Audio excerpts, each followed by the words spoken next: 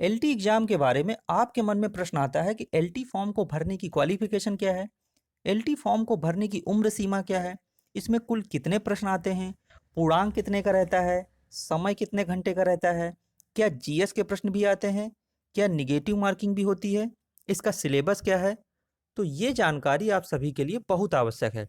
इस वीडियो में LT exam की संपूर्ण जानकारी आपको बताई जाएगी और इस वीडियो को देखने के बाद आपको किसी से भी कुछ प्रश्न पूछने की जरूरत नहीं पड़ेगी। तो चलिए शुरू करते हैं। देखिए, सबसे पहले जान लेते हैं कि जो एलटी एग्जाम है उसको उत्तर प्रदेश लोक सेवा आयोग के द्वारा आयोजित किया जाता है, यानी कि जो यूपी पीसीएस है उसके द्वारा इस एलटी एग्जाम को आयोजित कराया जाता है। अब देख लेते हैं, सबसे इम्पोर्टेंट पॉइंट है कि इसकी क्वालिफिकेशन क्या है। इस फॉर्म को भरने के लिए क्या योग्यता होनी चाहिए। तो देखिए, इस फॉर्म को भरने के लिए बैचलर डिग्री होनी चाहिए। बैचलर डिग्री का मतलब है ग्रेजुएशन की डिग्री होनी चाहिए, बीए बीएससी या बीकॉम। और इसी के साथ ही आपको बीएड एग्जाम भी पास्ड होना चाहिए। ठीक है, तो ग्रेजुएशन प्लस बीएड, और जिस सब्जेक्ट से आप फॉर्म अप्लाई करेंगे वह सब्जेक्ट आपका बैचलर डिग्री में होना भी चाहिए। इसके बाद जान लेते हैं कि इसकी एज लिमिट क्या है। इस फॉर्म को भरने की एज लिमिट क्या है। तो एज लिमिट है 21 से 40 वर्ष। ठीक है, 21 से 40 वर्ष के कैंडिडेट इस फॉर्म को अप्लाई कर सकते हैं। इसके बाद देख लेते हैं कि इसकी फीस कितनी रहती है। तो देखिए, जो जनरल और ओबीसी के कैंडिडेट हैं उनकी फीस कितनी है, 125 रुपए। एससी एसटी जो कैंडिडेट है उनकी फीस है 65 रुपए। हैंडीकैप्ड जो कैंडिडेट हैं उनकी फीस है 25 रुपए। ठीक है, अब जान लेते हैं कि एग्जाम पैटर्न कैसा रहता है। तो ये देखिए, सबसे पहले हम ये जान लेते हैं कि इनमें, मतलब जो एग्जाम पैटर्न है इसका, इसमें से कुल कितने प्रश्न आते हैं। तो कुल जो है 150 प्रश्न आते हैं। ठीक है, पूर्णांक कितने का रहता है, 150 का रहता है, और कुल 150 प्रश्न आते हैं। समय कितने घंटे का रहता है। तो समय 2 घंटे का रहता है। और अब सबसे जो इम्पोर्टेंट पॉइंट है कि क्या जीएस के प्रश्न भी आते हैं। तो जी हाँ, जीएस के प्रश्न भी आते हैं। ठीक है, जीएस के प्रश्न भी आते हैं, मतलब एक ही प्रश्न पत्र में दोनों पार्ट्स सम्मिलित रहते हैं। पहले जो प्रश्न होगा, मतलब 1 से 30 प्रश्न जो होंगे वो जीएस के होंगे, और इसके बाद जो 31 से लेकर के 150 तक टोटल 120 प्रश्न होंगे वो आपके सब्जेक्ट के होंगे। तो यहां से ये बात क्लियर हो गई कि जीएस के प्रश्न भी आते हैं। 30 प्रश्न आपके जीएस के रहेंगे, और प्रश्न पत्र का जो होगा, प्रारूप होगा, वो हिंदी और अंग्रेजी यानी कि दोनों भाषा में छपे होंगे। अब जान लेते हैं कि निगेटिव मार्किंग होती है कि नहीं होती है। तो जी हाँ, निगेटिव मार्किंग होती है। ठीक है, एलटी एग्जाम में निगेटिव मार्किंग होती है।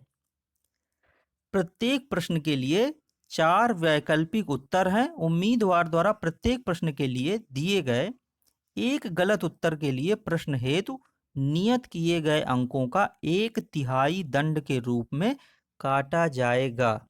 तो ये बात क्लियर हो गई कि इसमें निगेटिव मार्किंग भी होती है।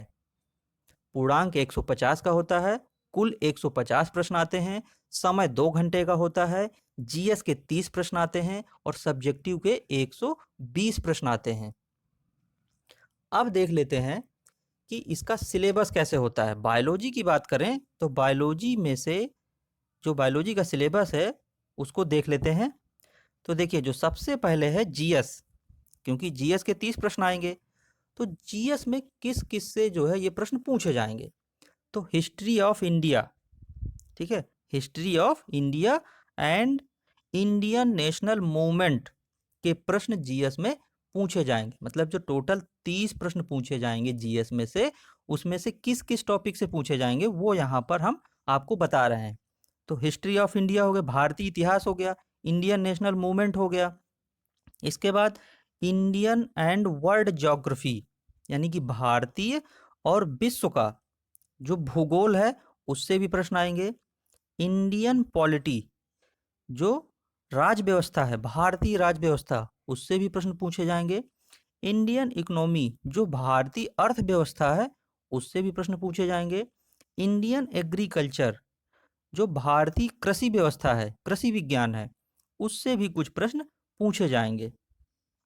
इसके अलावा करंट अफेयर्स, करंट अफेयर के प्रश्न पूछे जाएंगे। जनरल साइंस, जनरल साइंस के भी प्रश्न पूछे जाएंगे।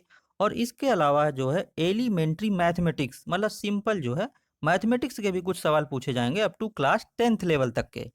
ठीक है, तो इस प्रकार से टोटल जो 30 प्रश्न आएंगे जीएस के, उनमें से इन्हीं टॉपिक से ये प्रश्न पूछे जाएंगे। अब देख लेते हैं बायोलॉजी का सिलेबस। तो देखिए, जो बायोलॉजी का सिलेबस है, इसमें से हम बात करें अगर, तो जूलॉजी में क्या प्रश्न पूछे जाएंगे? तो जो जूलॉजी में होगा वो प्रिंसिपल्स ऑफ टैक्सोनॉमी होगा। ठीक है, प्रिंसिपल्स ऑफ टैक्सोनॉमी हो गया। इसके बाद क्लासिफिकेशन और जनरल कैरेक्टर्स जो पूछे जाएंगे वो फाइलम प्रोटोजोआ से लेकर के मोलस्का तक के जो भी हैं। ठीक है, फाइलम प्रोटोजोआ से लेकर के मोलस्का, इकाइनोडर्मेटा और कार्डेटा का जितना भी क्लासिफिकेशन है और जनरल कैरेक्टर्स है, वो सब पूछे जाएंगे इसमें से। और इनकी लाइफ हिस्ट्री भी पूछी जाएगी। इसके बाद प्रोटोजोआ और हेलमिंथ के द्वारा होने वाले रोगों के बारे में भी पूछा जाएगा। ठीक है, हेलमिंथ और जो प्रोटोजोआ है उनके जो रोग होते हैं उनके द्वारा, उसके बारे में पूछा जाएगा। और इसके अलावा प्रोकैरियोटिक और यूकैरियोटिक कोशिका के बारे में, प्रोकैरियोटिक और यूकैरियोटिक सेल्स के बारे में। इसके बाद मेंडल्स के जो है ला जो होते हैं, मेंडल्स के ला के बारे में पूछा जाएगा। और इसके बाद फिर इकोलॉजी हो गई, इकोलॉजी, इकोलॉजी के बाद ह्यूमन फिजियोलॉजी हो गई। ह्यूमन फिजियोलॉजी में जैसे ब्लड सर्कुलेशन हो गया और नर्वस कंडक्शन हो गया, मसल्स हो गया, इंडोक्राइन ग्लैंड्स हो गई, तो इन सब के बारे में से भी प्रश्न पूछे जाएंगे। इसके बाद है करेक्टरिस्टिक्स एंड क्लासिफिकेशन आ गया, ये कार्बोहाइड्रेट हो गया, प्रोटीन्स, लिपिड, एंजाइम्स, हार्मोन्स, इनके बारे में भी प्रश्न आएंगे। इसके बाद गैमिटोजेनेसिस हो गया, types of eggs and cleavage, embryonic development, amphioxus, frog, chick, placenta in mammals, इससे प्रश्न पूछे जाएंगे। इसके बाद है बायोजियोग्राफी और जू जियोग्राफी। इस प्रकार से जूलॉजी में इस इन टॉपिक से ये प्रश्न पूछे जाएंगे। अब अगर बॉटनी की बात करें, तो बॉटनी में क्या क्या पूछा जाएगा? बॉटनी में जैसे वायरस हो गया, वायरस के बाद बैक्टीरिया, बैक्टीरिया के बाद फंजाई हो गया। अब इस फंजाई में से जो फंजाई के जनरल कैरेक्टर्स हैं, लाइफ साइकिल है, राइजो जैसे राइजोपस हो गया, पिथियम हो गया, Albugo, Aspergillus, Agaricus, Puccinia, Ustilago, Alternaria, है ना, तो इन सब के बारे में पूछा जाएगा। और इसके बाद जो है एल्गी के जनरल कैरेक्टर्स हो गए, एल्गी के जनरल कैरेक्टर्स के बारे में। तो ये जो एल्गी के जो जनरल कैरेक्टर्स हैं, तो इनके बारे में, और इसके अलावा इनके जो लाइफ साइकिल हैं, जैसे कि क्लेमाइडोमोनास हो गया, वॉलवॉक्स हो गया, ईडोगोनियम, वकैरिया, कारा, एक्टोकॉर्पस, बैट्रिकोस्पर्मम, पॉलीसाइफोनिया, और जो है ब्लू ग्रीन एल्गी। तो इस प्रकार से ये एल्गी के सवाल भी पूछे जाएंगे। इसके अलावा लाइकेन हो गया, लाइकेन हो गया, इनके nature, types, structure, reproduction and economic importance हो गया। इसके अलावा फिर ब्रायोफाइटा हो गया, ब्रायोफाइटा में उसके जनरल कैरेक्टर्स, क्लासिफिकेशन।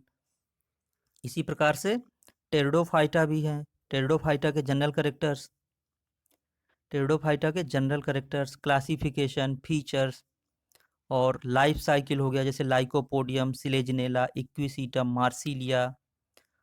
और इसके अलावा फिर जिम्नोस्पर्म हो गया, जिम्नोस्पर्म के general characters, life cycle, classification, इसमें से। और इसके बाद पाइनस हो गया, जैसे साइकस हो गया, इनकी लाइफ साइकिल पूछी जाएगी। पैलियोबॉटनी हो गया, फॉसिल्स के type, geological time scale and it's important structure. इसके अलावा फिर प्लांट टैक्सोनॉमी आ गई। ठीक है, plant taxonomy, taxonomy of angiosperm, तो इसमें से जो फैमिली हैं इनके बारे में पूछा जाएगा, यानी पेपेबरेसी हो गया, जैसे Brassicaceae, Malvaceae, Fabaceae, Rosaceae, Cucurbitaceae, APAC, Asteraceae, Rubiaceae, Apocynaceae, Solanaceae, है ना, और इसके बाद जैसे ये लैमिएसी, यूफॉर्बिएसी, तो ये सब जो है प्लांट टैक्सोनॉमी के प्रश्न भी पूछे जाएंगे। इसके अलावा एम्ब्रियोलॉजी, इसके अलावा जो है एम्ब्रियोलॉजी से प्रश्न पूछे जाएंगे। साइटोलॉजी हो गया, जेनेटिक्स हो गई, प्लांट फिजियोलॉजी हो गया, बायोकेमिस्ट्री हो गया, और इन्वायरमेंट बॉटनी हो गई। इन्वायरमेंटल बॉटनी के बाद प्लांट पैथोलॉजी हो गया, प्लांट पैथोलॉजी, और फिर मॉलिक्यूलर बायोलॉजी, मॉलिक्यूलर बायोलॉजी। तो सिलेबस की जो पीडीएफ फाइल है आपको टेलीग्राम चैनल में मिल जाएगी। तो इस प्रकार से संपूर्ण जानकारी आपको प्राप्त हो गई। अब जान लीजिए कि जो पिछली वैकेंसी आई थी वो कब आई थी। तो पिछली वैकेंसी जो आई थी वो 2018 में आई थी, ठीक है, पिछली वैकेंसी 2018 में आई थी, और नई वैकेंसी अक्टूबर 2021 में संभावित है। इसलिए तैयारी अभी से शुरू कर दीजिए।